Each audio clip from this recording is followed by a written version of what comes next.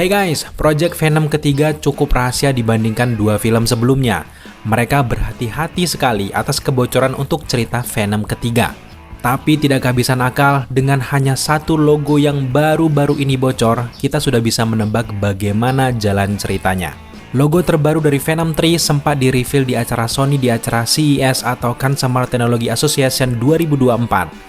Di sebelah logo Kraven the Hunter dan juga Madame Web, ada logo Venom 3 dengan ciri khas logo Venom di film kedua, yaitu Venom Let There Be Carnage. Tapi pembedanya adalah ditambahkan angka 3 merah yang menjurus ke Carnage dan jenis toksin simbiot lainnya.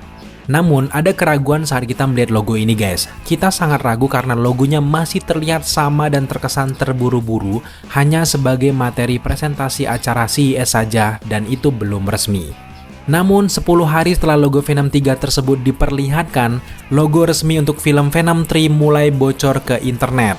Nah, dari logo baru inilah kita mulai bisa menebak bagaimana jalan cerita filmnya dan tentu muncul banyak sekali teori di kepala kita terkait dengan posisi logo ini. Yang paling mencolok dari perubahan logo ini adalah posisi angka 3-nya. Coba kalian perhatikan lebih detail lagi. Yang tadinya di belakang, namun sekarang tiba-tiba ada di samping kanan atas dilihat dari sudut pandang kita. Angka 3 ini mengisyaratkan perkalian kubus pangkat 3, di mana angka yang dikalikan dengan dirinya sendiri sebanyak 3 kali. Pasti ada yang bertanya seperti ini, apa artinya mengalikan dirinya sendiri sebanyak 3 kali? Nah, artinya ada potensi konsep multiverse di Venom ketiga. Tentu bukan hanya soal simbiot seperti Toxin, Carnage, dan juga simbiot manapun yang akan menjadi lawan Venom nanti, tapi dengan banyaknya sentilan bahwa Venom mengetahui rahasia multiverse tentunya di film Venom Let There Be Carnage, bahkan masuk ke universe-nya Spider-Man Tom Holland, adalah landasan yang sangat kuat untuk membawa konsep multiverse di Venom yang ketiga. Belum lagi kalau kita berbicara soal ada simbiot loh yang tertinggal di universe-nya Spider-Man MCU. Simbiot itu tidak akan dibuat percuma saja di masa yang akan datang. Simbiot kecil ini yang terhubung dengan ingatan Venom dan juga Tom Hardy jelas akan mengingat sosok Spider-Man dan mencari Spider-Man versi Tom Holland.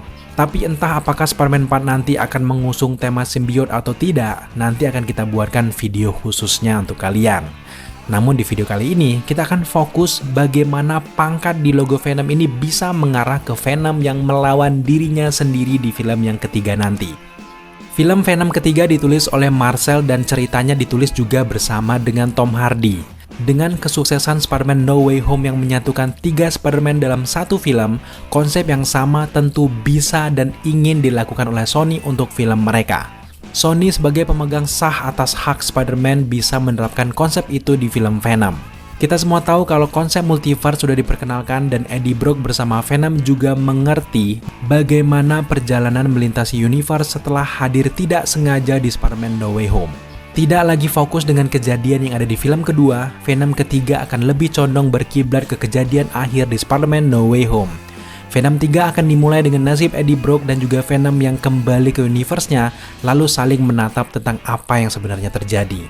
Venom lebih jelas lagi menjelaskan bahwa simbiot sebenarnya terkoneksi satu sama lain meski mereka berada di universe yang berbeda. Memori pengalaman simbiot akan dirasakan oleh simbiot lain, khususnya simbiot Venom. Ya, kalau di Peter Parker mungkin seperti Spider-Sense.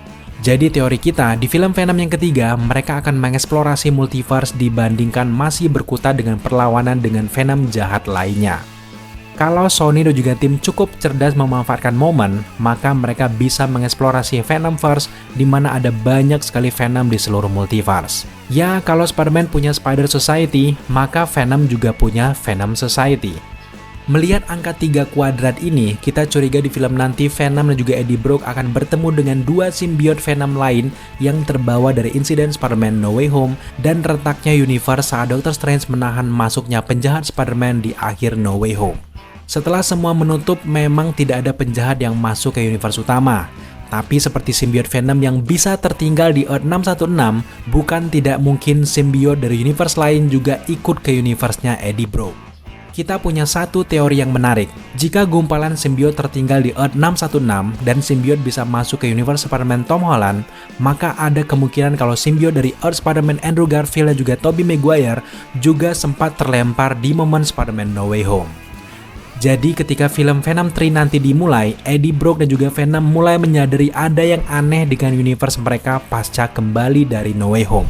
Ternyata ada 3 Eddie Brock dan juga 3 Venom yang sama-sama di satu universe. Mereka terjebak universe-nya Venom Eddie Brock. Mengacu pada 3 kuadrat dari logo Venom tadi, ada 3 Venom yang akan bertarung di filmnya nanti yang pada akhirnya akan bekerja sama untuk mengalahkan pemburu simbiot atau semacam Carnage nantinya. Dengan mempertemukan 3 Eddie Brock dan juga 3 Venom di universe yang berbeda, maka akan membuat film ini semakin seru untuk disaksikan. Venom dan juga Eddie asli yang menempati universe ini akan berusaha untuk mengembalikan mereka, namun mereka akan diburu oleh simbiot jahat lainnya.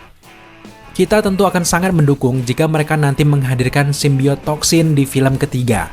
Seperti yang kalian lihat di ending Let There Be Carnage, di akhir film tersebut Patrick Mulligan sudah menjadi inang bagi simbiot toksin. Buat kalian semua yang belum tahu dengan Toxin, kalau Carnage adalah anak dari Venom, maka Toxin adalah anak dari Carnage. Carnage lahir akibat simbiot dari Venom, sedangkan Toxin lahir dari simbiotnya Carnage. Jadi jelas di film Venom ketiga nanti ada kemungkinan kalau Toxin akan menuntut balas dan melawan Venom. Di dalam komiknya, Carnage tentu sadar kalau Toxin itu adalah anaknya. Lalu Carnage berusaha untuk membunuh Toxin karena dianggap akan mengganggu keeksistensiannya dan takut menjadi penghalang.